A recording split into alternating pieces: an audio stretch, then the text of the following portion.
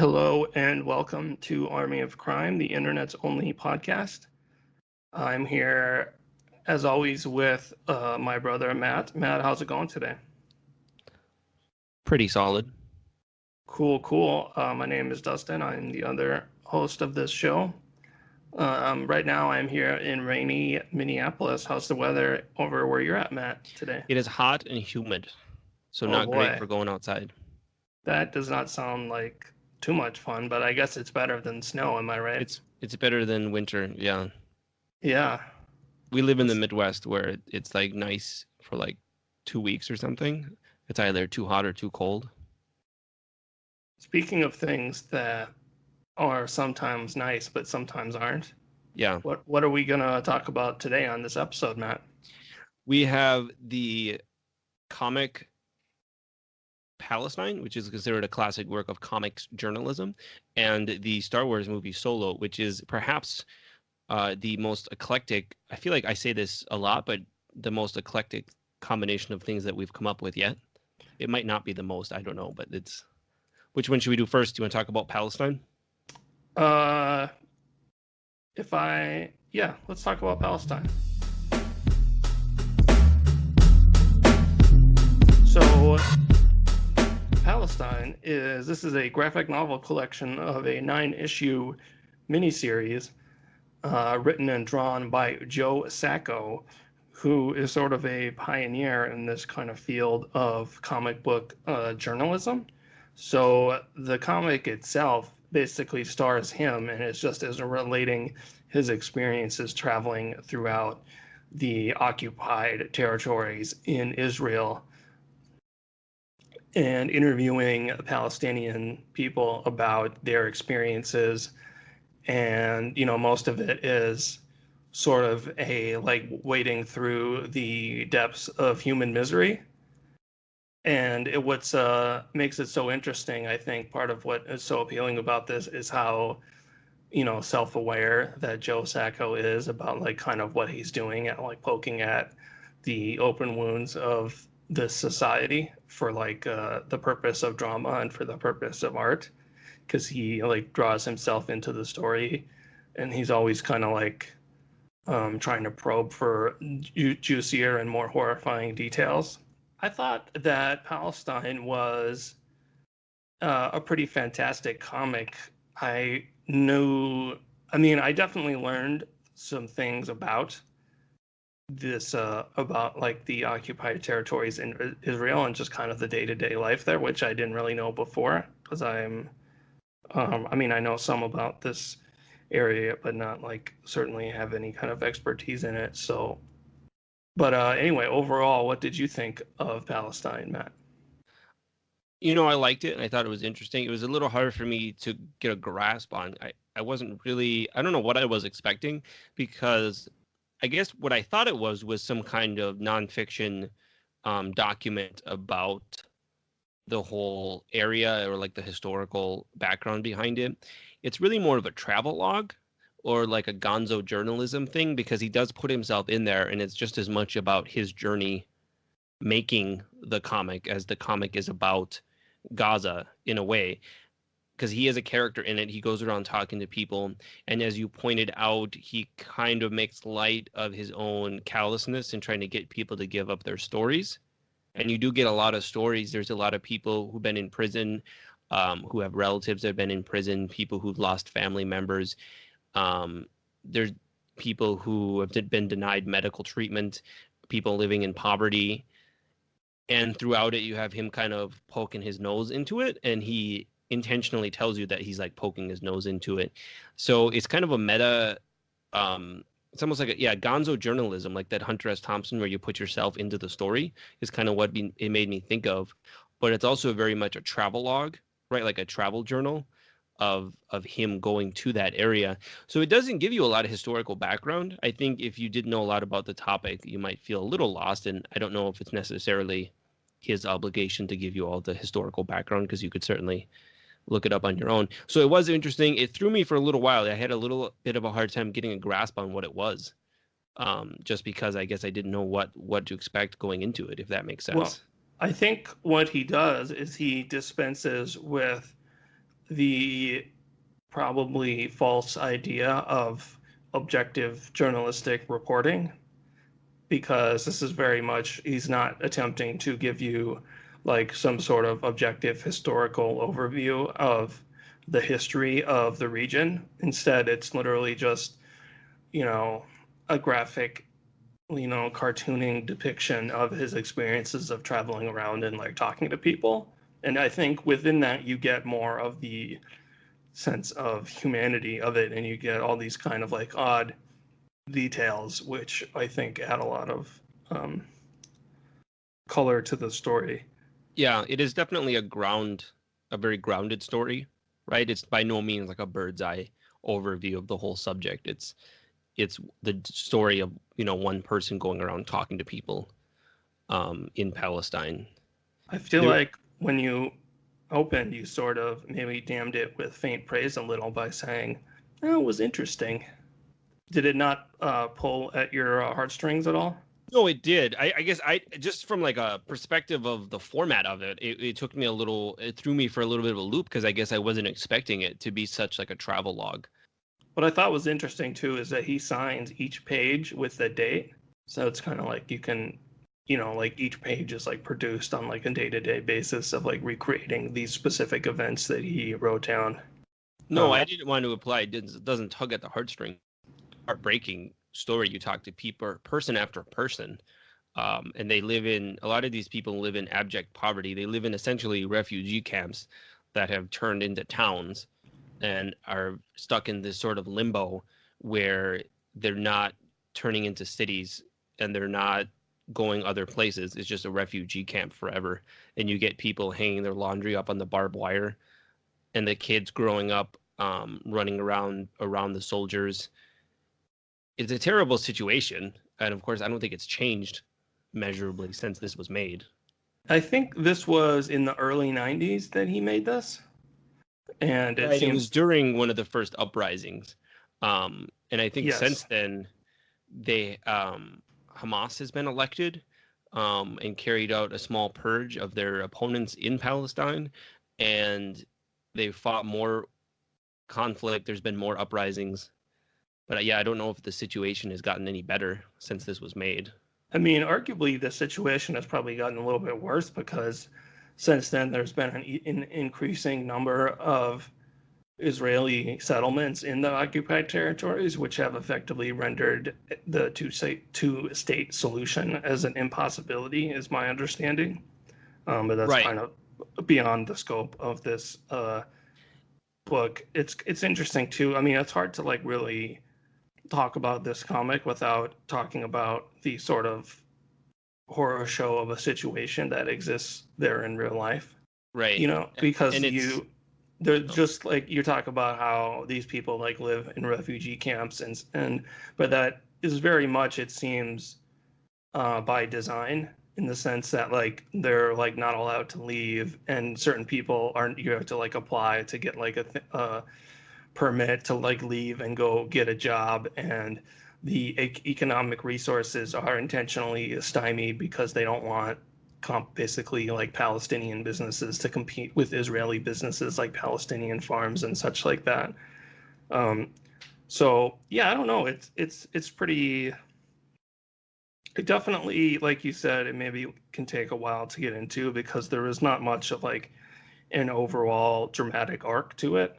It's more just like him recollecting a series of interviews and incidents and such. But I think the overall adding up of all these details like adds up to, horrible picture that's pretty impossible to hand wave away. There's an interesting chapter towards the end where he is talking to these two women, who I believe are Israeli, as I recall, and they are, and something, and then you get to kind of hear they're kind of like rationalizing of why this situation is like this and like why it's going to continue. And they go to like the beach in like Tel Aviv, and it's like really nice, and it's just like a huge, it's like a crazy split between like you have this like European style like beach resort city that's like a few hours drive from like the most like squalid poverty on earth, and I don't know. It was interesting to see because then they're like, well, you're not getting the Israeli perspective, and his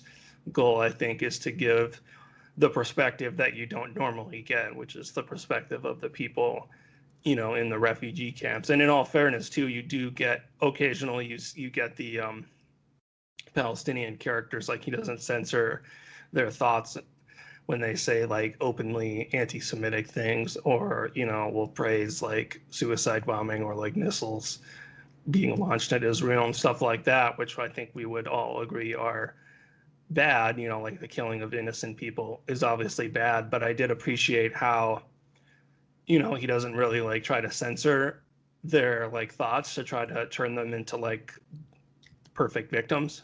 He lets it be kind of like messy and complicated.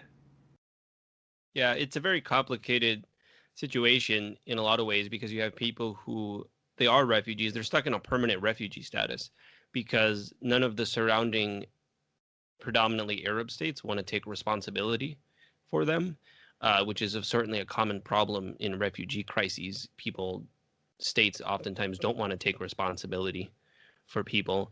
So they're stuck in this sort of permanent refugee status. And many of them, some of them don't want to become Israeli citizens because they say that's not their country. They want to be part of a different country or part of their own country. And you have factions within the Palestinians that have different takes on the peace process. It is a complicated situation. It's hard to kind of wrap your head around. So I think ultimately he does take a good approach by just walking through it and talking to people, and you get the different sides and you see a lot of it. And of course, we should mention the actual art, which is very, very good. Yeah, and one thing that I really appreciated about that is, I mean, I don't read a lot of autobiographical comic books or comic memoirs, but it's that that's like a very thriving subgenre, especially when you go out of like the nerd dungeons of comic book stores and go into like actual bookstores for normal adults. There's a lot of like graphic memoirs and stuff like that. And sometimes they'll even cunningly package them to look like real books. And I feel like something that he does that kind of marks it away from that is the way that he will use like page layouts or even the location and layouts of like dialogue boxes or like caption boxes to kind of embrace the subjectivity of the story. Like there are like splash pages and stuff, and it's not done in like a sort of documentarian style where you have like 6 panels to a page and each one has like a caption box explaining what's going on, which I feel like is something you sometimes see in these kind of like graphic memoirs. Like he'll like increase the size of like panels, or like the location of caption boxes will like flow to try to like reflect the intensity of the situation, which doesn't sound like a lot, but I think for this kind of a book, it's like there are a lot of like small, interesting, like formal choices like that like sort of do a good job of putting you like into the subjective headspace of the situation. Yeah, he's taking advantage of the medium and not just using it, as you said, some of the more like independent or like comics memoir, comics journalism. Um, there's a tendency to put a lot of text on a page and keep the illustrations kind of simple. And sometimes there's criticism of that. And yeah, he definitely takes advantage of the medium. And you can tell that he is a very talented artist. He gives you like some full page spreads of parts of the city with a lot of detail of the people walking around. And I think he puts himself in it just enough because he doesn't turn it into a thing about himself, right? There's no point where he like digresses into his own problems or something. So he stays focused on Palestine even as he's using himself as the narrator or as the first person narrator to go through the area. Yeah.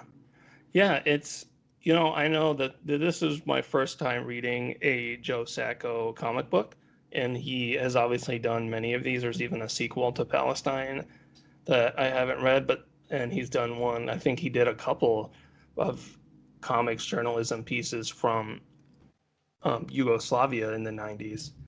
So this was my first one that I read, and I kind of understand now why he's considered to be such a big deal. Yeah, I think it's a great thing for someone to read if they're interested in that area. It's not the thing to read if you literally know nothing about it because he doesn't hold your hand into it.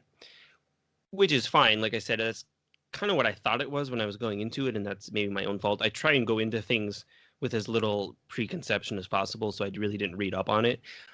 So it's not the thing to read if you're looking for the Palestine like 101 approach, but if it is something that you're interested in or that you want to know more about, then it's definitely worth looking into.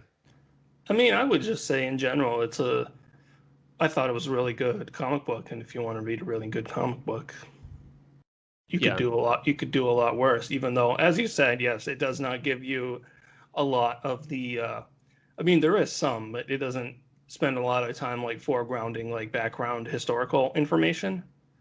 So if you have literally like never heard of the Middle East before, you might be confused, but by the end I found it like all like pretty moving, and I thought that the place where it ends is, I mean, it ends on this kind of like obvious metaphor, but I thought that it was actually like really effective. Do you recall the ending? Refresh my memory on it.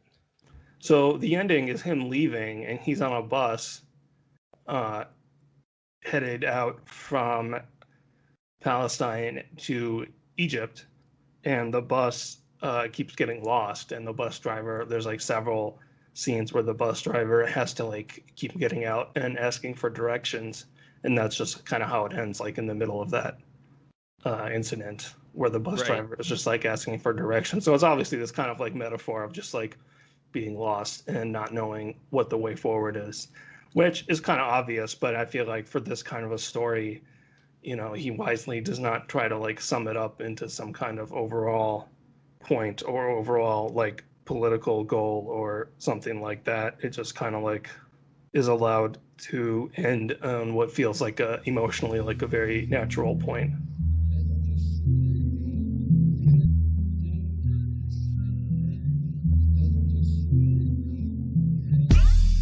So up next, we are going to shift gears from something that is good and well made to something which is not good and is poorly made.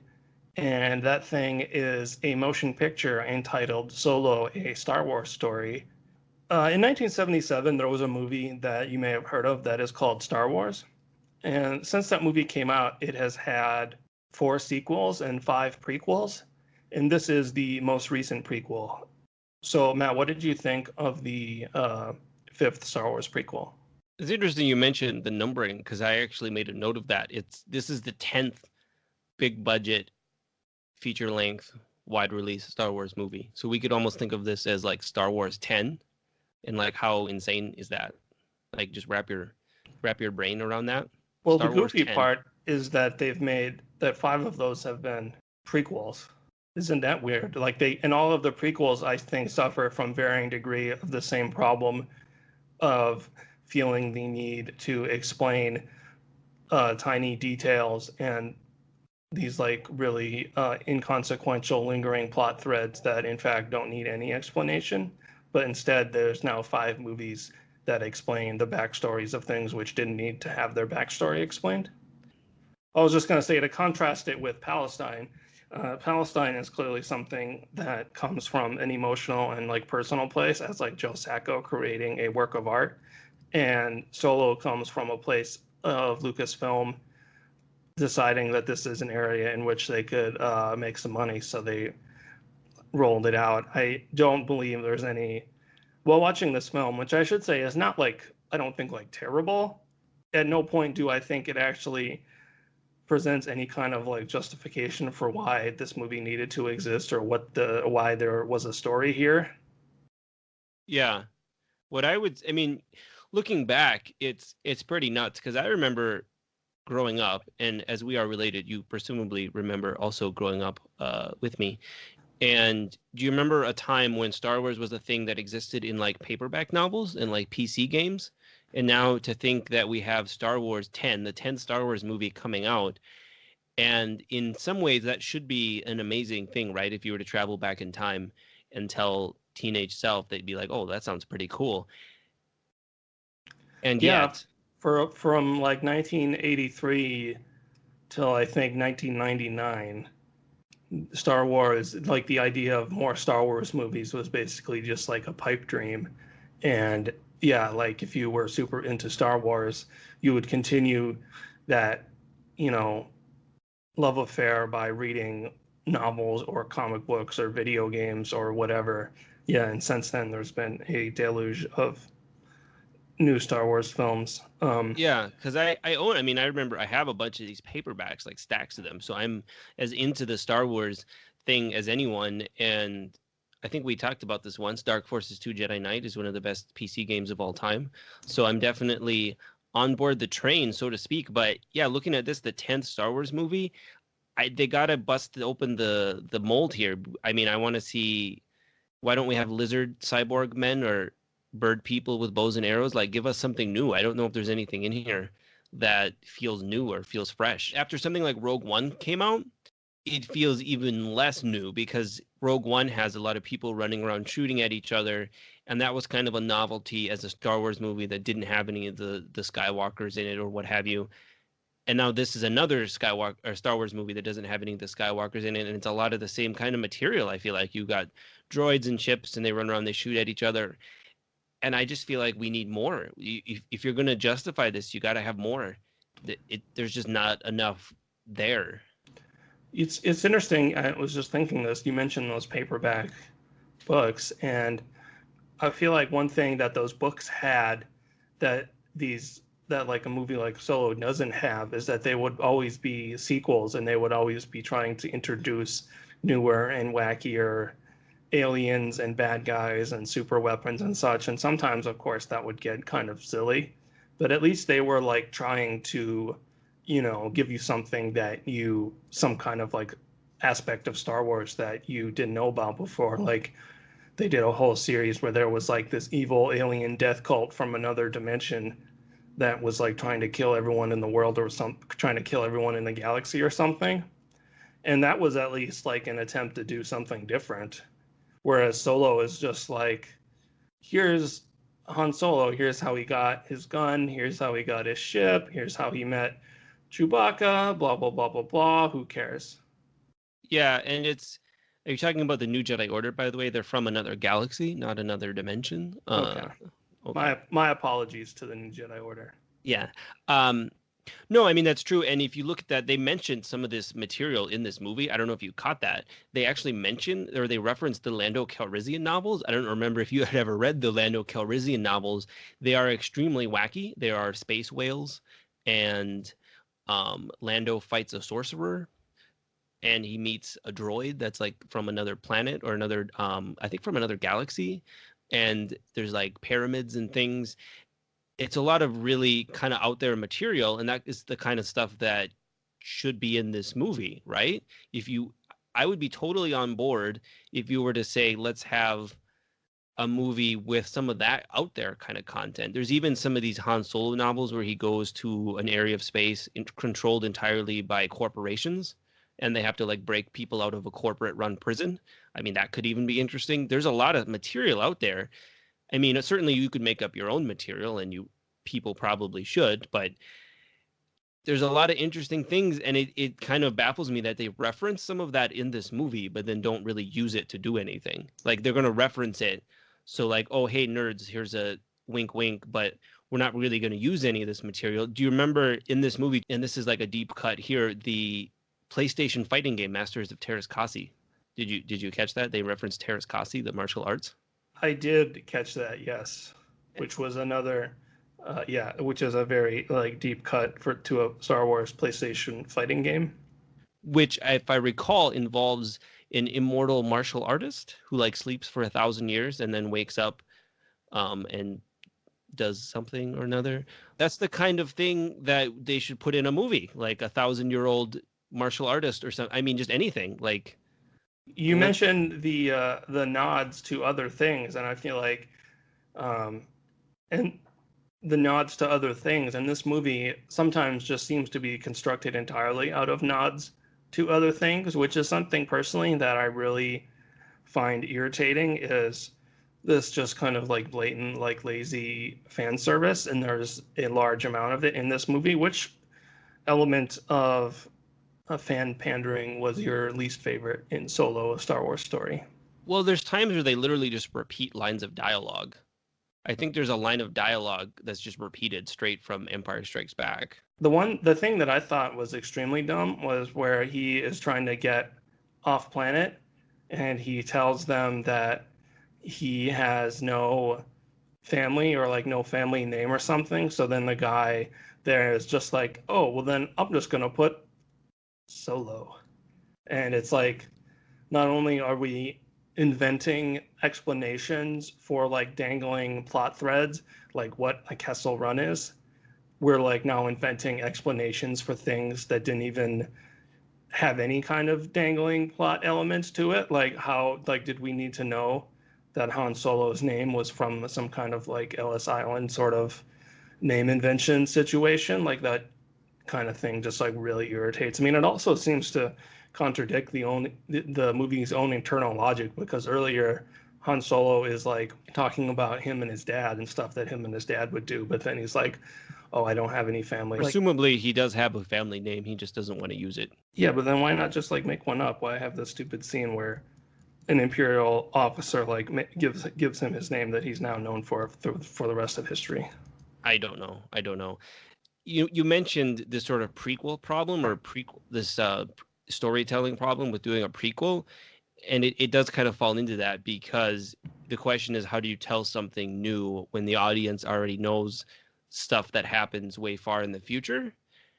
And they just seem to kind of hedge their bets and have it, and therefore not have anything interesting happen because Han Solo in A New Hope, Empire Strikes Back, his whole motivation, right, is he's trying to get out from under an obligation to a criminal, right? And that's essentially what large portions of this movie are about. So it's like the problem with making a prequel is how do you tell something new? And then they decided, well, we'll just not really tell something new at all. I guess the question would be, would you have Han Solo start out as a cynical guy and then come around at the end? In which case you're basically just repeating his arc from A New Hope, or would you have him start out as optimistic and become cynical? And again, they just kind of hedge their bets and don't really do any of those, and he just doesn't really change. Really kind of put themselves in a box. I think they actually, as I recall, they kind of do have him start out as like a cynical loner who doesn't care about anyone, and then by the end he makes like a conscious decision to help the rebellion, right? I never really got that he was all that cynical though, because he does rescue Chewbacca. And he generally like wants to help. He seems to have a desire to Well, I think we join would up with people and be part of the team. That's fair, I guess, but you could say that even on the most basic level of like the function of a prequel, the character at the end of this film does not end in the same place as a character of when we first saw him in the first actual Star Wars movie. Like they don't like set up on like they spend all this time in showing how he gets his name, his gun, his friend, his ship, his other friend, and probably a bunch of other stuff that I'm forgetting, but they don't actually do the most necessary and obvious thing of showing how he became the cynical loner who refuses to help Luke Skywalker and Princess Leia destroy the Death Star before having a change of heart. Like he ends the film as the guy who's like willing to actually set aside personal motives to help people and do the right thing, which is so like on so they like spend all this time on setting up unnecessary things, and then on the most basic obvious point of the prequel, of the idea of doing a Han Solo prequel, they just completely bungle it. Yeah, there's a lot of really head-scratching decisions, and this movie, they got rid of the director partway through and brought in a new director, and I think you kind of end up with a classic case of too many cooks in the kitchen on a sort of studio movie because everything is kind of muddled, and anytime some kind of creative decision had to be made, they just sort of split the difference. I mean, let's be real. There's one cook in this kitchen, and that cook is Kathleen Kennedy, the head of Lucasfilm, because this film was a very obvious cash grab, and a lot of films are cash grabs, and that's fine. But at no point did it seem like there was any actual like personal kind of filmmaking or interesting filmmaking imprinted on this by a director or by anyone. It really just seemed like it came from a place of like, oh, this could be a Star Wars thing we could make some money out of. And then Yeah. yeah, they fired the director and brought in a different director. And I'm not sure that you can really tell all that much because I think they reshot most of the film. But either way, it was never going to be a very director-oriented film. It was always going to be like a studio thing. And it suffers from just general, I feel like, problems that studio movies suffer, because I felt it was about 30 to 40 minutes too long with the plot that is in there. And in fact, there's a scene in it where Han Solo and Woody Harrelson's character go into Paul Bettany's character's spaceship, which is like his gangster hideout. And like literally the movie should have just started right there. And that's like 30 minutes in. And I don't know why there's this tendency now in movies, they feel like they have to, and I shouldn't just say movies now because I'm sure people have always done it, of like walking you through every step of how things happen. Like you could just start it where they walk into this gangster hideout and skip literally everything before that. And I don't think you would lose anything, and you would figure it all out in the first 2 minutes of the dialogue. But even within the movie itself, they spend a lot of time setting up the plot, because there's this whole thing of he has to get back to this planet to rescue his girlfriend. And then 30 minutes in, we discard that. And that was at least a motivation, right?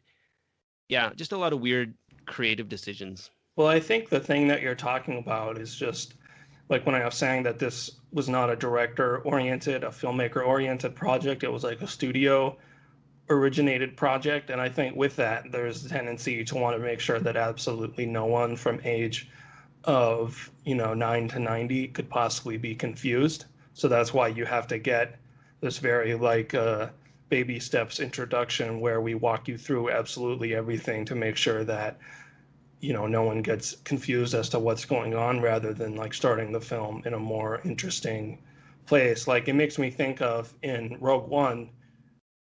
Apparently Rogue One originally started with the main character like getting arrested and being brought in to like do the mission or whatever. And in the final film, there's like an extra like 30 or 40 minutes before that. That's just like setting up like backstory of these different characters, because the film does not trust the audience to like start, if it starts like in media res or something close to that, the studios don't trust the audience to be able to like keep up. So instead they have to start from like zero and like slowly walk you up to the plot. Which is sort of ironic, because I feel like the first Star Wars movie. Yeah, it doesn't do that. That's part of why the first Star Wars movie, like when you go back and watch it with fresh eyes, why it's so good is because it starts immediately with this conflict between these characters that you know nothing about, and then it kind of like barrels from there, and you just have to like piece it together based on the context of what's happening and the dialogue. It doesn't, like if the Star Wars was made today, it would be 40 minutes longer so that they could tediously walk you through the backstory of Darth Vader and Princess Leia and all this other stuff. And another, not to just like relentlessly harp, but there's really no antagonist either, because ostensibly Paul Bettany's character is the antagonist, but he's in like 2 or 3 scenes. They really needed somebody to be in there like chasing them around or something, because they go on this heist, right? But like, who are they even fighting? They're fighting like a mining cartel or something. I'm not even sure. Yeah, that's probably a fair point. Another thing I would say is that I think the default mode for Star Wars droids in both Rogue One and this has become like the sort of like rude, wacky droid who says like impolite things, and has like is like, whoa, this isn't like a regular droid. This is like a cool droid. And I just want to say that C-3PO is still the best Star Wars droid, and that all these like posers need to take a step back and, jump into a garbage chute or something, because it's just not good. Did you have any final thoughts on Solo, a Star Wars story? Well, if you're going to see this movie, and I didn't see it until it came out on video, which is weird. Again, if you were to tell teenage me that a Star Wars movie came out and I didn't even bother seeing it in theaters, I wouldn't believe you. If you're going to see it, I thought Donald Glover as Lando, like there's a lot of potential there. He doesn't have a lot to do in this movie, but I was on board with that. I guess that would be a reason to see Donald Glover as Lando. He's not in it all that much, but I actually thought that was something I could have seen more of. Okay, we'll leave it there then.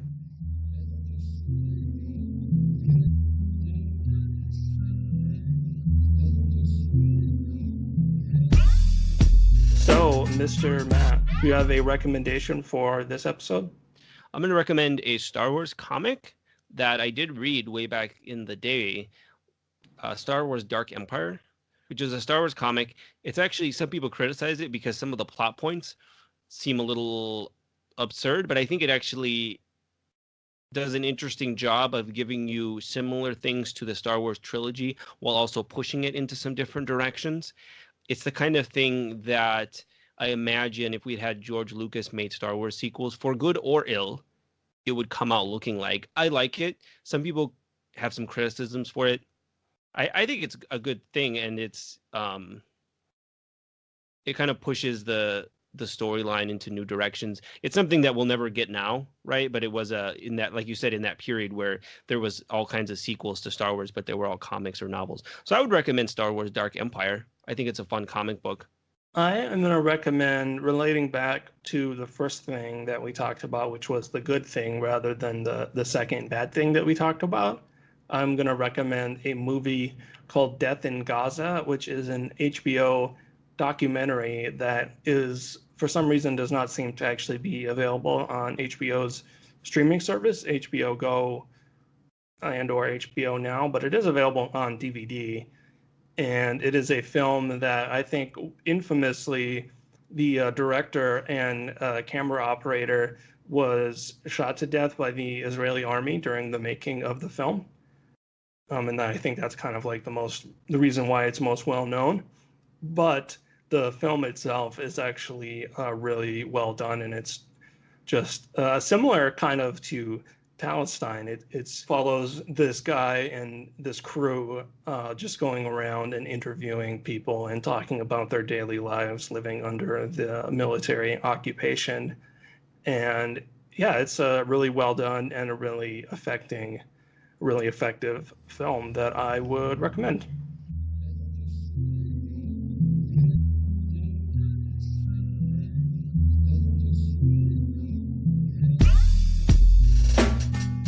Well, that happened to be our episode. So if you would like to find any more information about the things that we talked about or about our recommendations, you can go to our website, www.armyofcrime.com, or you can find us on social media. Matt is on Twitter at Army of Crime, and I am on Twitter at Dustin44444. You can just come tell me that that's a terrible Twitter handle, and I'm not going to disagree.